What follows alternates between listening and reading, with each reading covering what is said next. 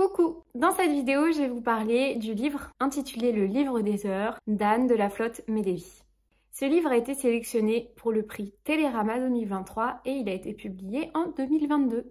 C'est un livre qui se tient au Moyen-Âge, au XVe siècle, et qui nous parle d'une femme qui veut sortir de sa condition. C'est un peu un livre féministe. Ce que j'aimais dans ce livre, c'est de suivre l'avancement de l'histoire de Marguerite qui habite dans un atelier d'enlumineur sur le pont Notre-Dame. Ce pont n'existe plus et il y a une raison à cela, mais je vais vous laisser découvrir cet événement historique à travers ce livre. Petite définition d'un livre d'heures, c'est un livre à destination des catholiques et qui contiennent des prières que l'on peut réciter à différents moments de la journée. Mais Marguerite en a un usage totalement différent puisque son livre d'heures est un peu comme un journal intime.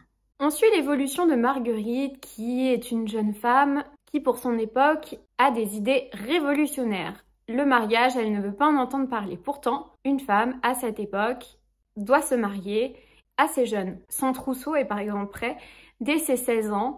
Elle ne fait que repousser l'échéance en envoyant un peu paître sa mère. Une mère qui est assez dure, mais vous le verrez, il y a une évolution dans la relation mère-fille qui est assez appréciable. Ce livre m'a été offert à l'occasion de mon anniversaire, petite rime, et j'en suis très contente parce que pour une fois, ce n'est pas un livre qui va vous faire pleurer, c'est un beau livre avec une jolie fin. Même s'il y a des épreuves, des drames, des tragédies, même s'il y a des renoncements, j'ai trouvé que la morale de l'histoire était très douce. Et ce que nous dit ce livre, c'est qu'il faut se battre pour ses rêves et qu'il n'y a rien qui puisse nous empêcher de les atteindre.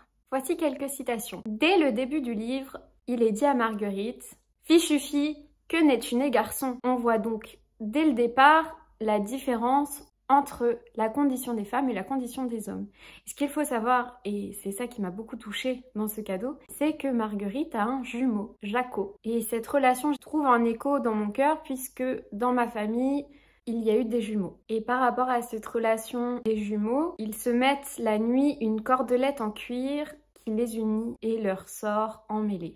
La relation entre les jumeaux est vraiment très particulière et j'ai beaucoup aimé un autre livre qui en parle, c'est Dans la petite vadette de George Sand qui parle de deux jumeaux qu'on appelle des Bessons. Ce que Marguerite aime par-dessus tout, c'est la couleur et la peinture. À l'époque, on n'achetait pas des peintures en tube, on n'avait pas accès à la couleur comme aujourd'hui et il fallait beaucoup de travail pour obtenir une couleur. Et c'est vraiment ces descriptions que fait l'autrice que j'ai beaucoup aimé sur le travail que demande la création d'un rouge, d'un bleu, même d'un noir très profond. Ces descriptions des couleurs, c'est un vrai bonheur.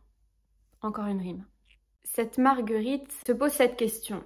Comment faire tenir le monde entier dans le paysage d'un tableau? Parce que son rêve à elle, c'est de faire de la peinture. Mais ce n'est pas vraiment un métier de femme à cette époque. Un autre mot sur la condition des femmes de cette époque, c'est « avoir chez soi une fille qui reguimbe est pire que puce dans sa chausse ». De tout temps, naître fille n'était pas toujours bienvenue. Il faut bien qu'elle se plie à jouer la partition du monde et qu'elle s'adapte à ce monde dans lequel elle vit. Donc, grâce à la protection de son père, de son grand-père et de son parrain, elle peut avoir accès à toutes ses connaissances sur la peinture. Voici une citation que j'ai particulièrement appréciée.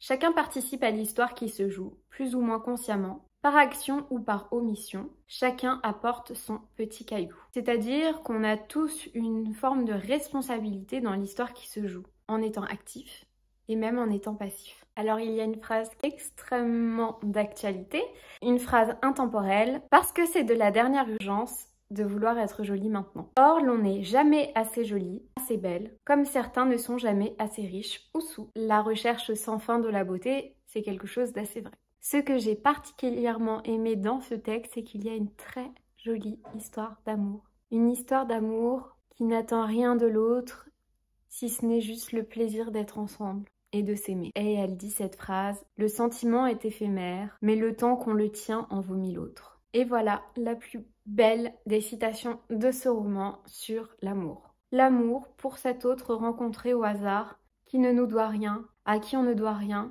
qu'on reconnaît et désire absolument, qui justifie tout.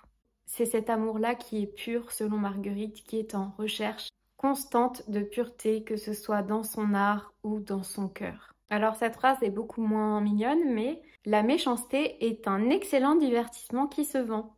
On le voit bien, par exemple, dans la presse, que les histoires un peu méchantes, que les faits divers font vendre, et de tout temps.